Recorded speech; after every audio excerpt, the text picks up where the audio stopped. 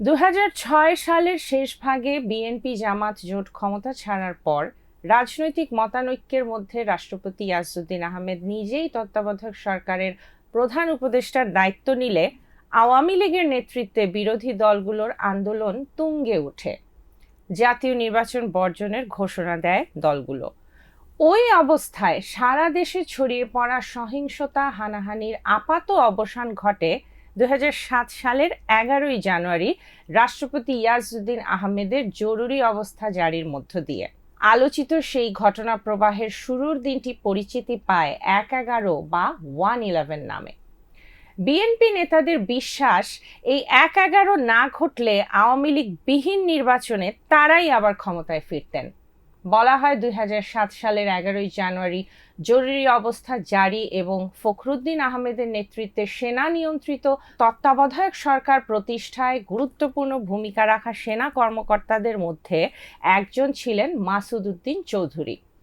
অবসরপ্রাপ্ত lieutenant general Masud Uddin Chowdhury ছিলেন তখন সেনা নিয়ন্ত্রিত তত্ত্বাবধায়ক সরকারের গুরুতর অপরাধ দমন সংক্রান্ত জাতীয় সমন্বয়ক কমিটির প্রধান সমন্বয়ক।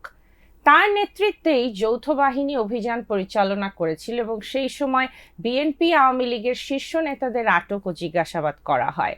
সাবেক প্রধানমন্ত্রী খালেদা জিয়া ও শেখ হাসিনা এবং বর্তমান প্রধানমন্ত্রী তারেক রহমানকেও সে সময় গ্রেফতার করে দুর্নীতির মামলা দেওয়া হয়েছিল। বন্দি অবস্থায় তারেক রহমানকে নির্যাতন করা হয়েছে বলেও অভিযোগ আছে। 1/11-তে মাসুদের গুরুত্বপূর্ণ ভূমিকা ছিল মূলত সেনা ও রাজনৈতিক ব্যবস্থাপনার সমন্বয় সাধন। তখনকার সেনাপ্রধান মইনুল আহমেদের ঘনিষ্ঠ সহযোগী হিসেবে তিনি কমিটির কার্যক্রম চালাতেন। 2008 সালে তিনি অস্ট্রেলিয়ায় বাংলাদেশের হাই কমিশনার নিযুক্ত হন।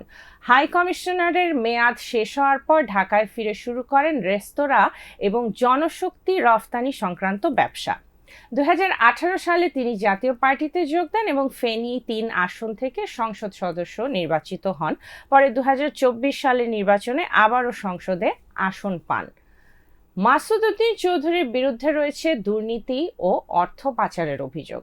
গত সোমবার রাতে রাজধানীর বারিধারা ডিওএইচএস এলাকায় নিজের বাসা থেকে সাবেক এই সংসদ সদস্য আটক হন। 2025 সালের অগাস্টে অর্থ পাচারের অভিযোগে মাসুদ উদ্দিন চৌধুরী তার স্ত্রী ও মেয়ের বিরুদ্ধে মামলা করে পুলিশের অপরাধ তদন্ত বিভাগ সিআইডি।